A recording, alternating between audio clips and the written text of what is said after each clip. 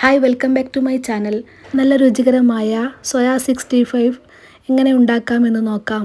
40 gram സോയാബീനാണ് ഞാൻ എടുത്തിട്ടുള്ളത്. ഇതിലേക്ക് നന്നായ തിളച്ച വെള്ളം ഒഴിച്ചതിന് ശേഷം ഉപ്പും ഇട്ട് ഇളക്കിയതിന് ശേഷം 10 മിനിറ്റ് റെസ്റ്റ് ചെയ്യാൻ വെക്കാം. അപ്പോഴേക്ക് സോയാ ചങ്ക്സ് വെന്തിട്ടുണ്ടാകും. എന്നിട്ട് നല്ല പോലെ പിഴിഞ്ഞെടുത്ത് വേറൊരു പാത്രത്തിലേക്ക് ഇട്ട് കൊടുക്കുക. എന്നിട്ട് ഇതിനെ നല്ല പോലെ കഴുകിയെടുക്കുക. ഞാൻ കഴുകിയെടുത്തിട്ടുണ്ട്. 2 ടേബിൾ സ്പൂൺ തൈര്, 1 ടേബിൾ സ്പൂൺ മുളക് പൊടി, 1/2 ടീസ്പൂൺ ചിക്കൻ മസാലപ്പൊടി, പിന്നെ ഇതിലേക്ക് ചിക്കൻ 65 പൗഡർ ചേർക്കാനുണ്ട്. അത് ഓപ്ഷണലാണ്. 1/2 ടീസ്പൂൺ ചേർത്താൽ മതിയാവും. എന്നിട്ട് ഇതിലേക്ക് 1 ടേബിൾ സ്പൂൺ കോൺഫ്ലവർ പൊടി ചേർത്ത് എന്നിട്ട് ഇതിനെ നന്നായി കുഴച്ചെടുത്ത ശേഷം 10 മിനിറ്റ് റെസ്റ്റ് ചെയ്യാൻ വെക്കുക. എന്നിട്ട് ഇതിലേക്ക് 1/2 ടീസ്പൂൺ കുരുമുളക് പൊടി ചേർത്ത് കൊടുത്ത് നന്നായി കുഴച്ചെടുക്കുക.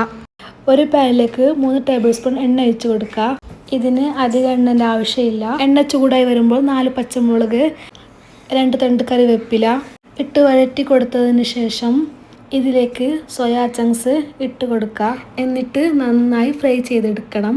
ബ്രൗൺ നിറം ആവുന്നത് വരെ ഫ്രൈ ചെയ്തെടുക്കണം. അപ്പോൾ സോയാ ചങ്ക്സ് 65 റെഡി ആയിട്ടുണ്ട്. എല്ലാവരും ട്രൈ ചെയ്ത് നോക്കുക. നല്ല അടിപൊളി റെസിപ്പിയാണ്. എല്ലാവർക്കും ഇഷ്ടപ്പെടുമെന്ന് വിചാരിക്കുന്നു. അപ്പോൾ സബ്സ്ക്രൈബ് ചെയ്ത് സപ്പോർട്ട് ചെയ്യുക. Thank you.